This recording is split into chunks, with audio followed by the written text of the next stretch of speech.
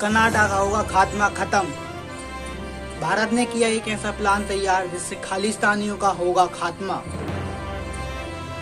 भारत के चाणक्य कहे जाने मास्टरमाइंड यानी कि मैं बात कर रहा हूँ एस जयशंकर प्रसाद की और NSA अजीत डोभाल साहब की, जिन्होंने एक ऐसा प्लान तैयार किया है जिससे खालिस्तानी और कनाडा का होगा खात्मा खत्म, जिससे खालिस्तानियों में बना हुआ है डर।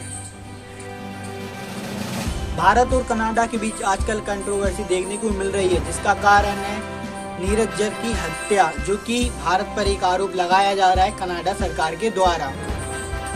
दोस्तों, हरदीप सिंह निज्जर को NIA ने जुलाई 2022 में एक आतंकी और एक भगोड़ा घोषित कर दिया था, जिसके बाद वो दोस्तों कनाडा कुछ महीनों पहले अभी उसकी हत्या हो गई है, जून जुलाई के समथिंग। तो इसका आरोप कनाडा सरकार भारत पर लगा रही है। भारत ने भी साफ कर दिया है कि इससे हमारा कुछ लेना देना नहीं है। भारत ने भी एक ऐसा प्लान तैयार कर लिया है जिससे कनाडा सरकार डर गई है। इसके बाद तुरंत ही दोस्तों क्या हुआ, गौतम अदानी जी ने कनाडा की एक कंपनी में अपनी 11% की हिस्सेदारी को वापस ले लिया, यानी कि करीब 70 करोड़ रुपए उन्होंने वापस ले लिए। दोस्तों, एक बात और बता दूं, अजीत डोभाल साहब और एस जयशंकर ने हाल ही में अभी कुछ बयान दिया है। इन्होंने कहा है कि अगर कनाडा से रिश्ते खत्म होते हैं तो इसको भारत पर कोई असर नहीं पड़ेगा, इसका असर कनाडाई सरकार पर पड़ेगा, हमारे रिश्ते से कोई असर नहीं पड़ने वाला है हमारे साइड से। तो ये बात कनाडा को सोचनी चाहिए, तभी उसको रिश्ते खराब करने चाहिए और भारत पर आरोप लगाना चाहिए।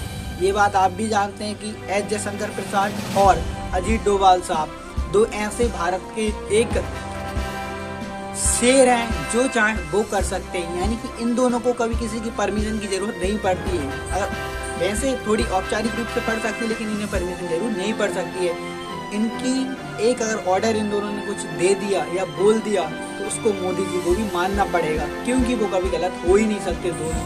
और इन दोनों बंदे ऐसे हैं कि कभी भी इनको मोदी जी से मिलने के लिए परमिशन की जरूरत नहीं पड़ती है, क्योंकि ये दो शेर मोदी जी के फेवरेट हैं, जो चाहें वो कर सकते हैं। अजीत डोभाल साहब के भी आपने देखी होंगी वीडियो, और एस जयशंकर प्रसाद की तो आप देखते ही रहते होंगे कि वो विदेशों में कैसे खुले मंच पर ओपनली यूरोप को चुनौती दे तो ये शक्ति है, भारत की उभरती नहीं सकती है। इसलिए कनाडा सरकार भारत पर कोई प्रेशर नहीं बना सकती कि हालांकि जो मोस्टली कंट्री हैं, जो बड़ी बड़ी कंट्री हैं, यानी कि इकोनॉमिकल अगर देखा जाए, ऑस्ट्रेलिया हुई, जापान हुई, अमेरिका हुई, और इनको अगर कभी साथ देने की बात आई, ये किसका साथ देंगे, कनाडा का या भारत का, तो इन्हें मजबूरी बस भारत का ही साथ देना पड़ेगा। इनके पास कोई ऑप्शन भी नहीं है।